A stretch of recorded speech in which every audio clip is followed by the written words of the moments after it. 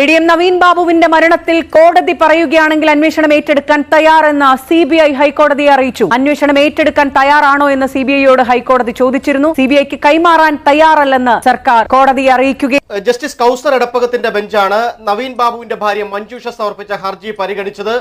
കൗസർ എടപ്പകത്തിന്റെ ബെഞ്ചിലേക്ക് ഇന്ന് ആദ്യമായി ഈ പെറ്റീഷൻ വരികയായിരുന്നു. നേരത്തെ ജസ്റ്റിസ് ബെച്ചു കുര്യൻ തോമസിന്റെ ബെഞ്ചായിരുന്നു ഇത് പരിഗണിച്ചത്. ഇത് പരിഗണിച്ച ഉടൻ തന്നെ സംസ്ഥാന സർക്കാരിനോട് ചോദിച്ചു, നിങ്ങൾ ഈ കേസ് കൈമാറുന്നുണ്ടോ എന്ന് ജസ്റ്റിസ് കൗസർ എടപ്പകത്ത് ചോദിച്ചു. ഞങ്ങൾ കേസ് കൈമാറുന്നില്ല എന്ന് സംസ്ഥാന സർക്കാർ മറുപടി പറഞ്ഞു.